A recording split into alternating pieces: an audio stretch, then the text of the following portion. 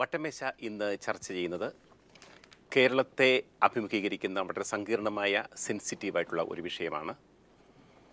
വർദ്ധിച്ചു വരുന്ന വിവാഹമോചന നിരക്ക്. കണക്കുകൾ സൂചിപ്പിക്കുന്നത് 2005 8456 വിവാഹമോചന കേസുകളാണ് കേരളത്തിലെ കുടുംബ കോടതികളിൽ ഉണ്ടായിരുന്നത്.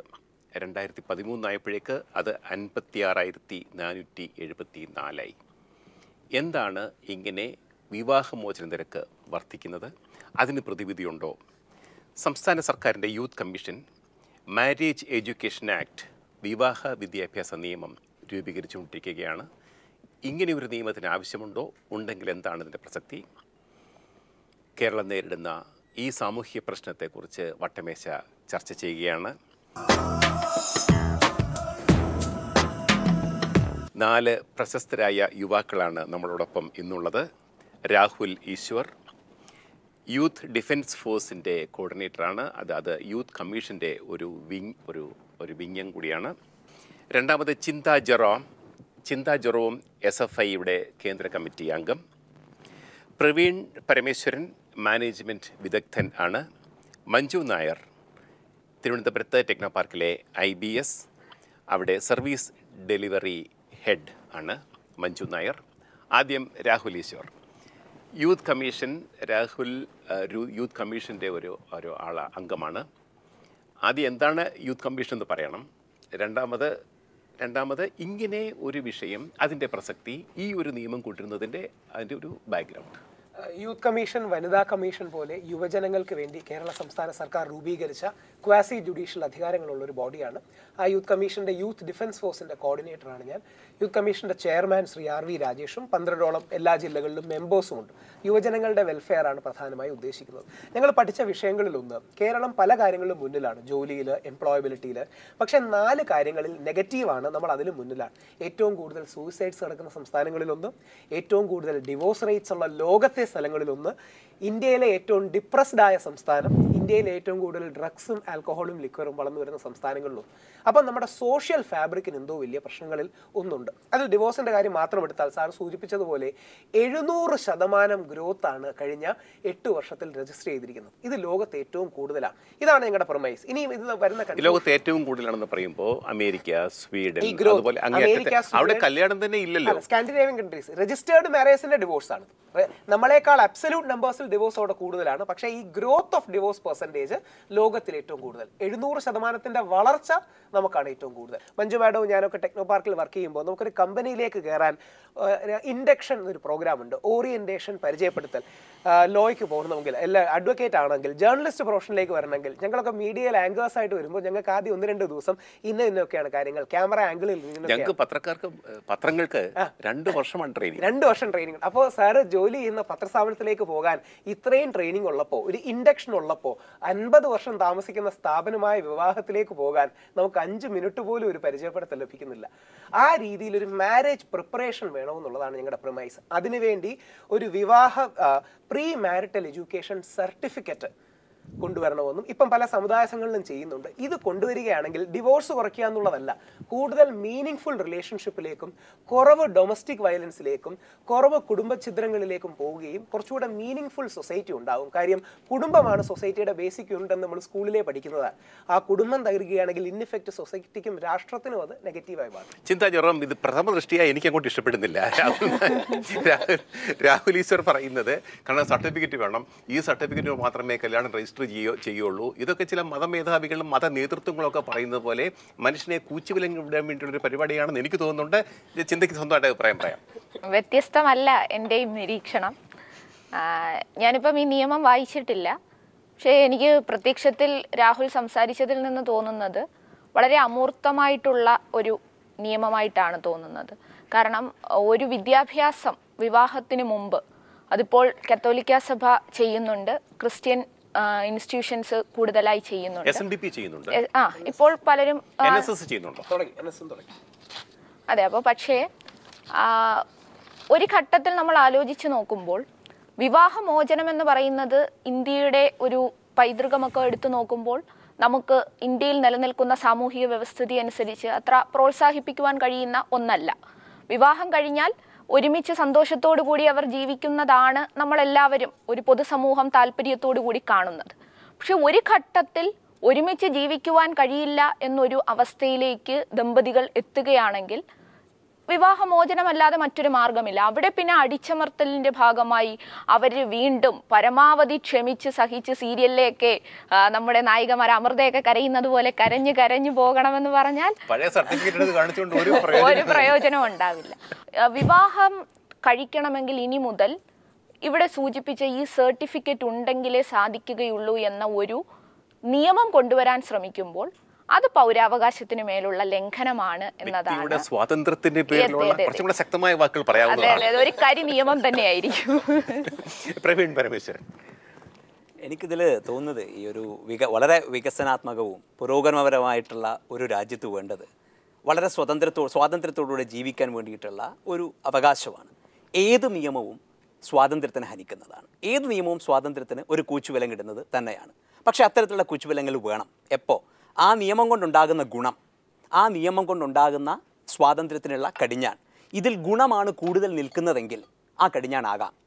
പക്ഷേ ഇതുവരെ നമുക്ക് കിട്ടിയിരിക്കുന്ന വിവരങ്ങളും വിശദീകരണങ്ങളും പഠനങ്ങളും വെച്ചുകൊണ്ട് വിവാഹത്തിന് മുമ്പ് ഒരു കോഴ്സ് നടത്തി സർട്ടിഫിക്കറ്റ് വാങ്ങിയാൽ സോൾവ് ചെയ്യാൻ കഴിയുന്നതാണ് ഈ പ്രശ്നം എന്നുള്ളതിൽ ഒരു തെളിവും നമ്മുടെ മുമ്പിലില്ല. ഒരു തെളിവ് പോലും നമ്മുടെ മുമ്പിലില്ല. അതുകൊണ്ട് തന്നെ ഗുണമാണ് കൂടുതലെന്ന് നമുക്ക് പറയാൻ പറ്റില്ല. ഒരു ഉദാഹരണം പറഞ്ഞാൽ 2000-ന് ശേഷമുള്ള കണക്കിലാണ് 700% വർധനവുണ്ടായി വിവാഹമോചനങ്ങളിലെന്ന് പറയപ്പെടുന്നത്. സാമ്പത്തികമോ സാമൂഹികമോ കുടുംബപരമോ ജാതീയമോ മതപരമോ ആയിട്ടുള്ള പല കാരണങ്ങളായിരിക്കാം അതിൻ്റെ കാരണം. പക്ഷേ ഇതുവരെയും എന്താണ് ആ കാരണം എന്നുള്ളതിനെക്കുറിച്ച് നമുക്കറിയില്ല. ശ്രീ രാഹുലീശ്വരനും അത് കൃത്യത ഉണ്ടെന്ന് എനിക്ക് തോന്നുന്നില്ല. എന്തുകൊണ്ടാണ് ഈ പ്രശ്നം ഉണ്ടാകുന്നത്? പ്രധാനപ്പെട്ട കാര്യം കൂടെ കത്തോലിക്ക സഭയുടെ ഒരു കാര്യം ഇവിടെ ചൂണ്ടിക്കാണിച്ചതുകൊണ്ട് 2010 ഒക്ടോബർ 31-ന് അന്ന് സിറോ മലബാർ സഭയുടെ വക്താവായിരുന്ന ഫാദർ പോൾ തേലക്കാട്ടിൻ്റെ ഒരു പത്രസമ്മേളനത്തിൽ അദ്ദേഹം പറഞ്ഞ ഒരു വാക്യമാണ്. ഞാനൊന്ന് വായിക്കാം.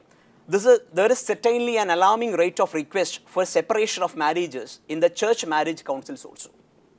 ചർച്ച് മാരേജ് കൗൺസിലുകളിൽ പോലും നിർബന്ധിതമായ രീതിയിലുള്ള വിദ്യാഭ്യാസം കൊടുത്ത് ആ സർട്ടിഫിക്കറ്റ് കൊണ്ടുവന്നാൽ മാത്രമേ വിവാഹം നടത്തത്തുള്ളൂ എന്ന് പറയുന്ന ചർച്ച് കൗൺസിലുകളിൽ പോലും അവിടെ നടക്കുന്ന വിവാഹങ്ങളുടെ ഭാഗമായിട്ട് വിവാഹമോചനങ്ങളുടെ എണ്ണം കൂടിക്കൊണ്ടിരിക്കുകയാണ്. അത് അലാമിങ് ആയതുകൊണ്ട് 2010 ഓഗസ്റ്റ് മാസത്തിൽ അവരുടെ കൗൺസിൽ, അവരുടെ ആർക്കി എപ്പിസ്കോപ്പൽ അസംബ്ലി ഇതിനെക്കുറിച്ച് കൂലങ്കഷമായി ചർച്ച ചെയ്യേണ്ടി വന്നു എന്നുള്ളതാണ്. അപ്പോൾ അതിനെ തെളിയിക്കുന്നത് എന്താണ്? നിർബന്ധിതമായി നടക്കുന്ന ഈ സ്റ്റഡി, ഈ പറയുന്ന പഠനം കൊണ്ടോ വിദ്യാഭ്യാസം കൊണ്ടോ കൗൺസിലിംഗ് കൊണ്ടോ ഒരു ഉപയോഗം അവിടെ ഉണ്ടാകുന്നില്ല എന്നുള്ളതല്ലേ. മഞ്ജു നായർ, ഇത് ശരിക്കും പറഞ്ഞാൽ ആ വിഷയം വളരെ സങ്കീർണമാണ്. എന്തുകൊണ്ട് മലയാളി സമൂഹത്തിൽ ഈ പെട്ടെന്ന് ഈ ഡൈവോഴ്സ് റേറ്റ് കൂടുന്നു? അതൊരു പക്ഷേ ഈ IT മേഖലയുടെ കടന്നുകയറ്റമാണോ, യുവാക്കൾ IT മേഖലയിൽ കടന്നു ചെയ്യുന്നതാണോ അതിന് കാരണം? അവിടുത്തെ ടെൻഷൻ, സ്ട്രെസ് അതൊക്കെയാണോ കാരണം? അതുപോലെയുള്ള കാരണങ്ങൾ വലുതുമാണോ? അതായത് പണ്ട് നമ്മൾ എങ്ങനെയാണോ വിവാഹമോചനം കണ്ടിരുന്നത് അത്ര സ്വീകാര്യമല്ലായിരുന്നു നമ്മുടെ സൊസൈറ്റിയിൽ. പക്ഷേ ഇന്ന് അത് അക്സെപ്റ്റഡ് ആണ്. കാരണം ദമ്പതിമാർക്ക് സ്വരച്ചേർച്ചയില്ല അല്ലെങ്കിൽ ഒത്തൊരുമിച്ച് പോകാൻ സാധിക്കില്ല എന്നുണ്ടെങ്കിൽ അതൊരു അക്സെപ്റ്റഡ് പ്രിസ്ക്രിപ്ഷനാണ് വിവാഹമോചനം. അപ്പോൾ പിന്നെ രണ്ടാമത്തെ കാര്യം എന്ന് പറഞ്ഞാൽ നിയമസാധുതയും എല്ലാം ഇപ്പോൾ ആൾക്കാർക്ക് കൂടുതൽ ബോധവൽക്കരണമുണ്ട്. അപ്പോൾ നിയമത്തെ അപ്രോച്ച് ചെയ്ത് ഒരു ലീഗലി സെപ്പറേറ്റഡ് ആവുന്നതാണ് പലപ്പോഴും ഈ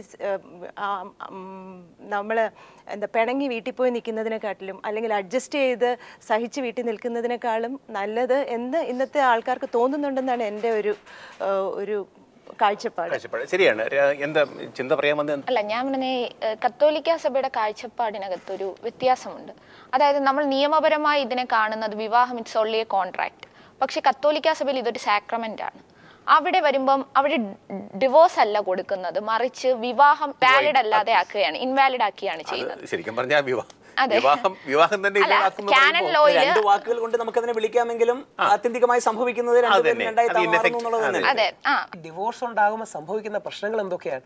സിംഗിൾ പേരൻസ് സംഭവിക്കുന്നു, കുട്ടിക്ക് ലോപ്പ് സൈഡഡ് വളർച്ച ഉണ്ടാകുന്നു, ഒന്നെങ്കിൽ അച്ഛൻ്റെ കൂടെ അല്ലെങ്കിൽ അമ്മയുടെ കൂടെ ടോണുപാട്ടാകും. ഫാമിലി എന്ന ഇൻസ്റ്റിറ്റ്യൂഷൻ തകരുമ്പോൾ വരുന്ന തലമുറകളാണ് ഇല്ലാതാകുന്നത്. പലപ്പോഴും മദ്യപാനം ഫാമിലി ബ്രേക്കപ്പിന്റെ കാര്യമാണെന്ന് പറയാറുണ്ട്. നേരെ തിരിച്ച് സംഭവിക്കും. ഈ ഫാമിലി ബ്രേക്കപ്പ് കാരണം മദ്യപാനത്തിലേക്കും ഡിപ്രഷനിലേക്കും പോകുന്നവരുടെ നമ്പേഴ്സ് കൂടുതലാണ്. ഇത് തന്നെ ഇൻ ഇഫക്റ്റ് സൂയിസൈഡ്സിനെ ഫ്യൂൽ ചെയ്യുന്നു, ഡിപ്രഷനെ ഫ്യൂൽ ചെയ്യുന്നു. അപ്പോൾ ഇത്തരം സാമൂഹിക വശങ്ങൾ കാണാതെ ഒരു സാങ്കേതികമായി മാത്രം നമുക്ക് കാണാൻ കഴിയും. ഇനി അങ്ങനെ ഇതെല്ലാം രാഹുൽ ഇങ്ങനെ ഒരു ക്ലാസ് അറ്റൻഡ് ചെയ്ത് ഒരു 2 ദിവസത്തെ 3 ദിവസത്തെ ക്ലാസ് ഇതൊന്നും ഉണ്ടാവില്ലെന്ന് പറയുന്നത് അല്ല, വളരെ പ്രസക്തമാണ്. അവിടെയാണ് ഞാൻ ഒരു കാര്യം സൂചിപ്പിച്ചത്. ഒരു നിമിഷം, അതായത് ഈ ക്ലാസ് നിർബന്ധിതമായി നടത്തുന്ന പള്ളിയിലെ തന്നെ വക്താക്കൾ പറയുന്നത് ഞങ്ങൾക്ക് ഡിവോഴ്സ് തടഞ്ഞു നിർത്താൻ പറ്റുന്നതിലേക്കാ വരുന്നത്. ഇത്രയധികം നിയമം ഉണ്ടായിട്ട് നമ്മുടെ നാട്ടിൽ ഇത്രയധികം ക്രിമിനൽ കുറ്റങ്ങൾ നടക്കുന്നു. അതിനർത്ഥം നിയമം വേണ്ടതാണോ? ഇത്രയധികം നിയമം ഉണ്ടായിട്ടും കത്തോലിക്ക സഭയിൽ ഈ പ്രശ്നങ്ങൾ ഉണ്ടെങ്കിൽ ഇത് കുറെ കൂടെ ശക്തമായി നടത്തേണ്ട ആവശ്യകതയല്ലേ?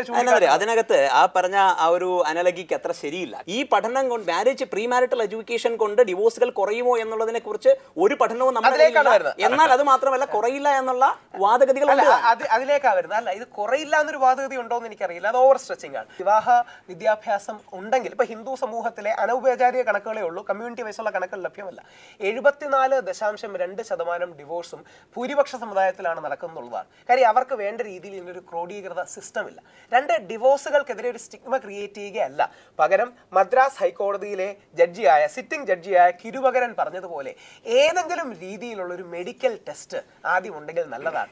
ഇവർ സൈക്കോളജിക്കലി പ്രിപ്പയർഡ് ആണോ എന്ന് നോക്കുന്നത് നല്ലതാണ്.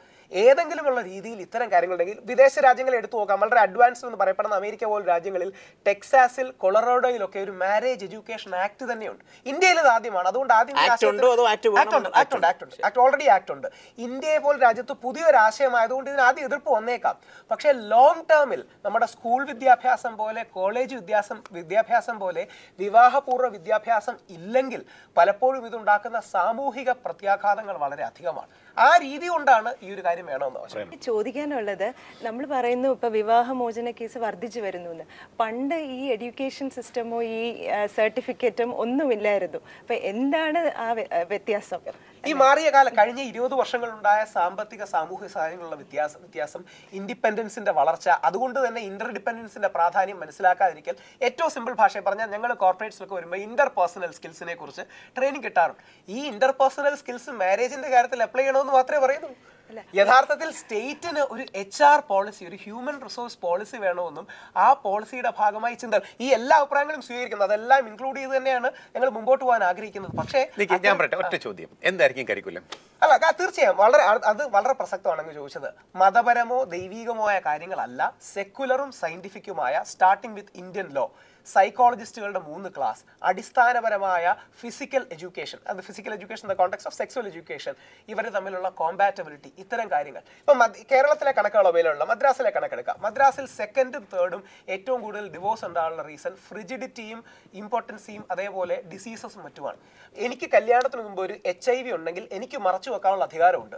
പക്ഷേ അത് മറച്ചു വെച്ച് മറ്റൊരു പെൺകുട്ടിയുമായിട്ട് ഞാൻ വിവാഹത്തിലേക്ക് പോകുമ്പോൾ വേറൊരു പെൺകുട്ടിയുടെ മനുഷ്യാവകാശം ഈ 2 കാര്യങ്ങളിൽ നമ്മൾ രണ്ടായി കാണണം. അതായത് പ്രീ മാരിറ്റൽ എഡ്യൂക്കേഷനും കൗൺസിലിംഗ് എന്ന് പറയുന്നത് ഒരു കുട്ടിക്ക് ഇന്റർപേഴ്സണൽ സ്കിൽസിനെ കുറിച്ചോ മെയിൽ ഫീമെയിൽ സൈക്കോളജിയെ കുറിച്ചോ ഒക്കെ കൊടുക്കുന്ന വിദ്യാഭ്യാസമായിരിക്കാം. അദ്ദേഹം അതിനെ സ്ഥാപിക്കാൻ വേണ്ടി ഇപ്പോൾ പറഞ്ഞ കാര്യം അതിൽ നിന്ന് തികച്ചും വ്യത്യസ്തമാണ്. അതായത് HIV കുറിച്ച്, ഇമ്പോർട്ടൻസിയെ കുറിച്ച് ഒക്കെ നടത്തുന്ന ഫിസിക്കൽ ടെസ്റ്റുകൾ, ഫിസിക്കലി അവർക്കൊരു ഇഷ്യൂ ഉണ്ടോ എന്ന് നടത്തുന്ന ടെസ്റ്റുകളെ ഈ പറയുന്ന അത് ഈ കൗൺസിലിംഗിനെ ന്യായീകരിക്കാനുള്ള വാദമായിട്ട് എടുക്കരുത്. രണ്ടും Xഉം Yയും എന്നുള്ള രീതിയിൽ വ്യത്യസ്തമായി കൗൺസിലിംഗ് എന്ന വാക്ക് ഉപയോഗിക്കുന്നതോട് ഞങ്ങൾക്ക് എതിർപ്പുണ്ട്. കാരണം കൗൺസിലിംഗ് എന്ന് പറഞ്ഞാൽ പലപ്പോഴും നമ്മുടെ കേരള സമൂഹത്തിൽ ഒരു പ്രശ്നം പറ്റിയിട്ട് പോകുന്നതാണ്. അതുകൊണ്ട് വളരെ ആലോചിച്ച് ഞങ്ങൾക്ക് ഒരു 110ഓളം വോളണ്ടിയേഴ്സ് ഉണ്ട്. ഇവർ സെഷൻ എടുക്കാനും മറ്റും പോകുമ്പോൾ കൗൺസിലിംഗ് എന്ന വാക്കേ ഉപയോഗിക്കുന്നില്ല, പകരം പ്രീ മാരിറ്റൽ എഡ്യൂക്കേഷനോ ലൈഫ് സ്കിൽ ഓറിയന്റേഷനോ ഉള്ളതാണ്. അപ്പോൾ ഇവർക്ക് പ്രീ മാരിറ്റൽ എഡ്യൂക്കേഷൻ കോഴ്സും അതോടൊപ്പം പ്രീ മാരിറ്റൽ ഹെൽത്ത് ചെക്കപ്പ്. ഇല്ലെങ്കിൽ തിരിച്ചൊന്ന് ആലോചിച്ച് നോക്കൂ, ഇതൊന്നും ഈ ഹെൽത്തിനെ കുറിച്ച് അറിയാത്ത ഒരു പെൺകുട്ടി, ഒരു പയ്യന് അസുഖമുണ്ടെങ്കിൽ അവരുടെ ജീവിതം സ്പോയിൽഡ് ആവുകയാണ്. ഇത് രണ്ടും ഒരുമിച്ചാണ് ഞങ്ങൾ പ്രപ്പോസ് ചെയ്യുന്നത്. നമ്മുടെ വനിതാ കമ്മീഷനും തമിഴ്നാട്ടിലെ വനിതാ കമ്മീഷനും എടുക്കൂ, ഓൺ റെക്കോർഡ് കേരള വനിതാ കമ്മീഷൻ പറയുന്നുണ്ട് പ്രീ മാരിറ്റൽ എഡ്യൂക്കേഷൻ ആണ് ഈ കാലത്ത് ഇംപ്ലിമെന്റ് ഏറ്റവും പ്രധാനപ്പെട്ട കാര്യം, ഫ്രീ ആയിട്ട് കൊടുക്കാൻ ഞങ്ങൾ തയ്യാറാണ്. പക്ഷേ അവയർനെസ് ഇല്ലാത്തത് കാരണം ആൾക്കാർ വരുന്നില്ല. അല്ല, അപ്പൊ അത് നിർബന്ധിതമാക്കാൻ പാടില്ല. ഇപ്പൊ പ്രീ മാരിറ്റൽ എഡ്യൂക്കേഷൻ കൊടുക്കുന്നതിനെ നമുക്ക് എതിർക്കാൻ കഴിയില്ല.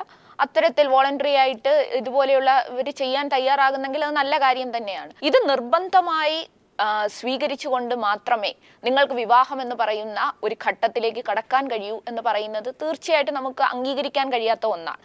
പിന്നെ ഈ വിവാഹമോചനങ്ങൾ തടയുന്നതിന് അല്ലെങ്കിൽ വിവാഹമോചനങ്ങൾ വരാതിരിക്കുന്നതിന് ഒരു പ്രധാന ഒരു വഴിയായി നമുക്ക് കാണാൻ സാധിക്കുന്നത് കുറച്ചുകൂടി മെച്യൂരിറ്റി വന്നതിന് ശേഷം വിവാഹത്തെക്കുറിച്ച് ചിന്തിക്കുക എന്നതാണ്. ഇപ്പോൾ 18 വയസ്സാണ് 18ഉം 21ഉമാണ് ഇന്ത്യ പറയുന്നത്. പക്ഷെ കാനൻ ലോയ്ക്കകത്ത് 14ഉം 16ഉം വയസ്സൊക്കെയാണ്. പക്ഷേ കാത്തലിക് ബിഷപ്പ് കോൺഫറൻസ് കൂടി ഇന്ത്യയുടെ നിയമം, അതാത് രാജ്യത്തിന്റെ നിയമം എന്താണോ അത് നടക്കട്ടെ എന്ന് പറഞ്ഞു. ഇപ്പൊ ശരീഅത്ത് നിയമത്തിനകത്ത് പ്രത്യേകിച്ച് പ്രായം തന്നെ സൂചിപ്പിക്കുന്നില്ല. സ്ത്രീ എപ്പോഴാണോ അവൾക്ക് അത് വിവാഹം സ്വീകരിക്കുവാനുള്ള വിവേചന ബുദ്ധി വരുന്നത് അപ്പോൾ വിവാഹത്തിലേക്ക് കടക്കാമെന്നാണ് ശരീഅത്ത് നിയമം, മുസ്ലിം പേഴ്സണൽ ലോയിക്കകത്ത് പറയുന്നത്. പക്ഷെ അതിന്റെ അടിസ്ഥാനത്തിലൊക്കെയാണ് 16 വയസ്സാക്കി ചുരുക്കണം എന്ന് പറഞ്ഞ് ഒരു കാലഘട്ടത്തിലും അംഗീകരിക്കാൻ പറ്റാത്ത പുതിയ നിയമങ്ങൾ വന്നത്. വിദ്യാഭ്യാസം വേണ്ട സമയത്ത് പെൺകുട്ടികളെ വിവാഹം കഴിപ്പിക്കുവാനുള്ള നീക്കങ്ങൾ ഇവിടെ നടന്നിട്ടുണ്ട്. പക്ഷെ ഇത്തരത്തിൽ കുട്ടിയുടെ സമ്മതമില്ലാതെ അല്ലെങ്കിൽ ആണിൻ്റെയോ പെണ്ണിൻ്റെയോ രണ്ടുപേരുടെയും സമ്മതമില്ലാതെ നിർബന്ധിത വിവാഹങ്ങൾ നമ്മുടെ സമൂഹത്തിൽ നടക്കുന്നുണ്ട്. അതൊക്കെ ഒരു തരത്തിൽ വിത്തൗട്ട് കൺസെന്റായി നടക്കുന്ന വിവാഹങ്ങൾ പലപ്പോഴും ഇത്തരത്തിലുള്ള വിവാഹമോചനത്തിന് കാരണമായി ഭാവിയിൽ വന്നേക്കാം. ബാല്യവിവാഹം നടക്കുന്നത് തന്നെ എന്താ, ചെറുപ്പത്തിലെ പെൺകുട്ടിയെ കെട്ടിച്ചു കൊടുത്താൽ സ്ത്രീധനം കുറച്ച് കൊടുത്താൽ മതി. പെൺകൊച്ചിന് 20 വയസ്സൊക്കെ ആയി കഴിഞ്ഞാൽ സ്ത്രീധനം ഒത്തിരി കൊടുക്കണം. അതുകൊണ്ട് പാവപ്പെട്ട കുടുംബങ്ങളൊക്കെ 10ഉം 14ഉം 9ാം ക്ലാസ്സിലൊക്കെ പഠിക്കുന്ന കുട്ടികളെ കല്യാണം കഴിച്ചു കൊടുക്കും. അതൊക്കെയാണ് അവിടുത്തെ നടപ്പ്. അങ്ങനെ പോകുന്ന കുട്ടികൾ 2ഉം 3ഉം കുഞ്ഞുങ്ങളൊക്കെ ആകുമ്പോഴത്തേക്ക് ഒന്നുകിൽ ഭർത്താവ് ഡൈവോഴ്സ് ചെയ്യും, അല്ലെങ്കിൽ ഇവിടെ കൊണ്ടുള്ള തള്ളിയിട്ട് അയാൾ മുങ്ങിക്കളയും. അങ്ങനത്തെ സ്ഥിതികളും കേരളത്തിൽ നടക്കുന്നുണ്ട്. കേരളം പോലെ വളരെ പുരോഗമിച്ച ഒരു സംസ്ഥാനത്ത് നടക്കുന്നുണ്ട്. അതിനടക്കം കൂടിയുള്ള ഒരു പ്രതിവിധി അല്ലേ സാർ? ഇവർക്ക് ആരോടെങ്കിലും പറയണ്ടേ വീട്ടുകാരാണ് നിർബന്ധിച്ച് കല്യാണം കഴിക്കുന്നത്, വീട്ടുകാരുടെ സമീപനം കെട്ടിക്കഴിഞ്ഞ് ശരിയായിക്കോളൂ എന്നുള്ളതാണ്. ഇവർക്ക് വനിതാ കമ്മീഷനോ യുവജന കമ്മീഷനോ തദ്ദേശ സ്വയംഭരണ വകുപ്പോ അങ്ങനെ ഏതെങ്കിലും ഒരു സ്ഥലത്ത് ഇത്തരത്തിലുള്ള ഒരു കൗൺസിലിങ്ങോ കൗൺസിലിംഗ് എന്ന വാക്ക് ഉപയോഗിക്കുന്നതിന് എഡ്യൂക്കേഷനോ കോച്ചിങ്ങോ പ്രിപ്പറേഷനോ ഉണ്ടെങ്കിൽ ഇവർക്ക് തുറന്നു പറയാനുള്ള ഒരു അവസരമാണ്, ഇന്ററാക്ട് ചെയ്യാനുള്ള അവസരമാണ്, തങ്ങളുടെ കാഴ്ചപ്പാടുകൾ രൂപീകരിക്കാനുള്ള ഒരു അവസരമാണ്. ഇത് നിർബന്ധമാക്കുക, നിർബന്ധം എന്ന വാക്കിന് നമ്മുടെ നാട്ടിലെ ഇന്ത്യയുടെ ഒരു ലിബറൽ പശ്ചാത്തലത്തിൽ നിർബന്ധം എന്ന വാക്കിന് ഒരു വല്ലാത്ത അലർജിയുണ്ട്. നിർബന്ധമല്ല, ഇതൊരു പ്രീ റെക്വിസിറ്റ് ആക്കുക എന്ന് ഉദ്ദേശിക്കുന്നുള്ളൂ. അതിനർത്ഥം നമ്മൾ എന്താ പറയുക, ലൈസൻസ് എടുക്കുന്നത് പോലെയോ അല്ലെങ്കിൽ നമ്മളുടെ ഫോംസ് അപ്ലൈ ചെയ്യുമ്പോൾ നമ്മൾ കാര്യങ്ങൾ വെക്കുന്നത് പോലെ ഒരു പ്രീ മാരിറ്റൽ ഓറിയന്റേഷൻ കൂടി ചെയ്ത ഒരു സർട്ടിഫിക്കറ്റ് ആഭികാമ്യമാക്കുക എന്നുള്ളതാണ്. വനിതാ കമ്മീഷനും അതല്ലെങ്കിൽ യുവജന കമ്മീഷനും ഒക്കെ ഇതിന്റെ പരിപാടികൾ നടത്തുമായിരിക്കാം.